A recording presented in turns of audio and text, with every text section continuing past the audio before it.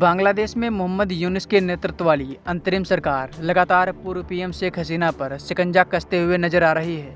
इसी बीच बांग्लादेश के अंतर्राष्ट्रीय अपराध न्यायाधिकरण ने गुरुवार को अधिकारियों को मीडिया और सोशल मीडिया नेटवर्किंग प्लेटफॉर्म पर मौजूद प्राइम मिनिस्टर शेख हसीना के सभी भाषणों के प्रसारण पर प्रतिबंध लगाने का आदेश दिया है।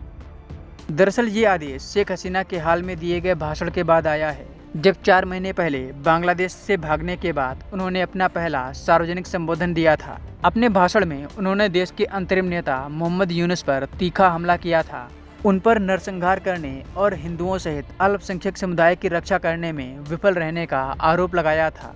बता दें कि बांग्लादेश संघवाद संस्था ने इस आदेश के संबंध में बताया कि न्यायमूर्ति मोहम्मद गुलाम मुर्तजा मजूमदार की अध्यक्षता वाले 2 सदस्यीय न्यायाधिकरण ने आदेश पारित किया और अधिकारियों को निर्देश दिया कि वे शेख हसीना के सभी भाषणों को सोशल मीडिया से हटा दें। इसी के साथ भविष्य में सभी प्रकार के प्लेटफॉर्म पर उनके भाषणों के प्रसार को रोकने के लिए कदम उठाएं। बांग्लादेश में हिंदुओं पर हो रहे अत्याचार के विरोध में भारत सहित दुनिया के कई देशों में प्रोटेस्ट हो रहे हैं। इस मामले पर अब बांग्लादेश की सरकार का जवाब आया है।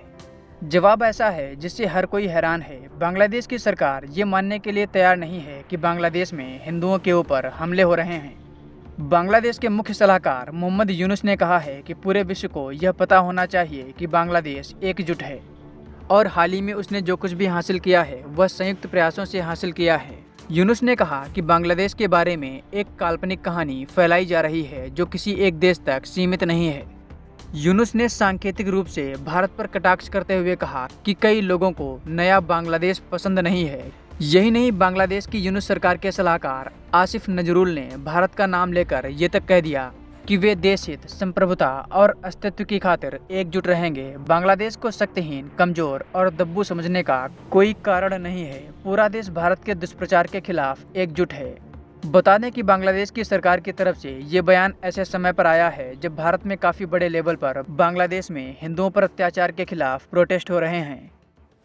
जब से बांग्लादेश में नई सरकार का तख्तापलट हुआ और नई सरकार आई, तब से हिंदुओं पर विशेष रूप से नन्हे मुन्ने बच्चों और मंदिरों पर भी लगातार हमला हो रहा है। उसकी सूचनाएं आ रही हैं, वीडियो आ रही हैं और ये हम सब समाज की जिम्मेदारी है, पूरे समाज की, सभी धर्मों की जिम्मेदारी है कि वो अपने अपने क्षेत्र में बांग्लादेशी कट्टरपंथियों का घोर विरोध करें और इसमें सभी वर्ग को आगे आना चाहिए और जो वर्ग आगे नहीं आता है उसके घर को भी पत्थर से तोड़ना चाहिए। ये मेरा निवेदन है। मंदिर के एक पुजारी थे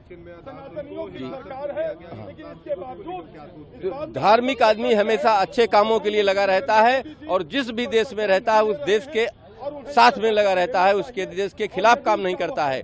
लेकिन चिन्मयानंद जी को गिरफ्तार किया गया, ये बहुत ही गलत बात है और ये निश्चित है कि बांग्लादेश अपने विनाश की ओर बढ़ रहा है और निश्चित ही उस सरकार का जल्दी ही विनाश होगा और ऐसे कट्टरपंथी कभी भी सलामत रह नहीं पाएंगे।